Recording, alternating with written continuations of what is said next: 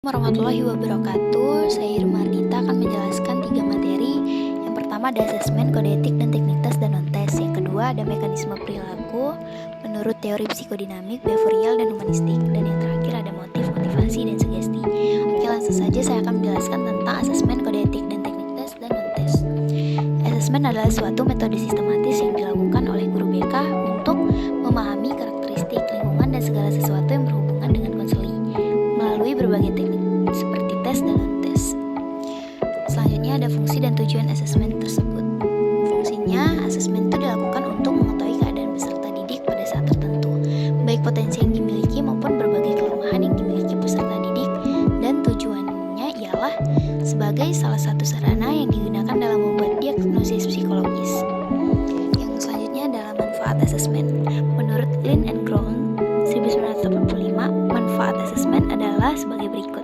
Peningkatan belajar dan pembelajaran informasi yang diperoleh bisa membantu menentukan yang A, kesesuaian dan ketercapaian tujuan pembelajaran, dan B, kebermaknaan materi pembelajaran. Kode etik. Menurut Profesor Dr. R. Subekti, SH, dalam tulisannya yang berjudul Etika Bantuan Hukum, kode etik suatu profesi berupa norma-norma yang harus diindahkan oleh orang-orang yang menjalankan tugas profesi tersebut.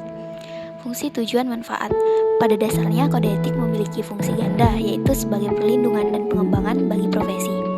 Fungsi seperti itu sama seperti apa yang dikemukakan Gibson dan Michel 1945-449, yang lebih mementingkan pada kode etik sebagai pedoman pelaksanaan tugas profesional dan pedoman bagi masyarakat sebagai seorang profesional. Tujuannya ialah untuk menjunjung tinggi martabat profesi, untuk menjaga dan memelihara kesejahteraan para anggota, dan untuk meningkatkan pengabdian para anggota profesi. Teknik tes dan non-tes. Teknik tes atau sistem testing merupakan usaha pemahaman murid dengan menggunakan alat-alat yang bersifat mengungkap atau mengetahui karakter peserta didik. Sedangkan tes adalah sebagai suatu prosedur yang sistematis untuk mengobservasi atau mengamati. Dan non-tes adalah cara penilaian hasil belajar peserta didik yang dilakukan tanpa menguji. Mekanisme perilaku menurut teori psikodinamik, behavioral, dan humanistik.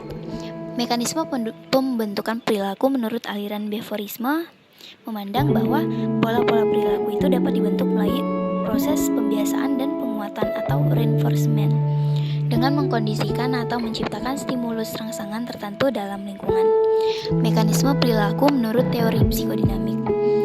Teori psikodinamik adalah teori yang berusaha menjelaskan hakikat dan perkembangan kepribadian. Nah, teori ini tuh didasarkan pada interaksi dalam pikiran manusia, kemudian pikiran merangsang perilaku, dan keduanya saling mempengaruhi. Mekanisme pembentukan perilaku menurut teori humanistik. Holistik atau humanisme memandang bahwa perilaku itu bertujuan yang berarti aspek-aspek intrinsik, niat, motif, tekad, dan dalam diri individu merupakan faktor penentu untuk melahirkan suatu perilaku. Motif, konsep, indikator, pengukuran. Menurut Rohman Natawijaya 1980-78, motif adalah setiap kondisi atau keadaan seseorang atau suatu organisme yang menyebabkan atau kesiapannya untuk memulai atau melanjutkan suatu serangkaian tingkah laku atau perbuatan. Indikator motivasi belajar menurut A.M. Sudirman.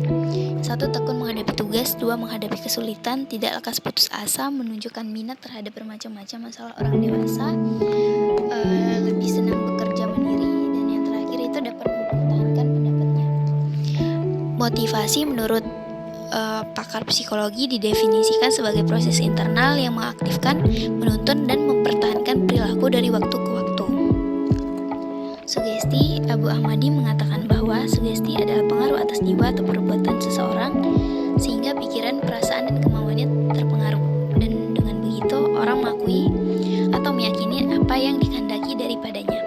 Indikator pemberian sugesti dengan membujuk, misalnya menggesti anak yang lambat bekerja, itu tidak perlu dikatakan bahwa ia seseorang yang lambat bekerja. Bujuklah dengan sabar, katakanlah padanya bahwa dia sanggup mengerjakan sesuatu seperti temannya.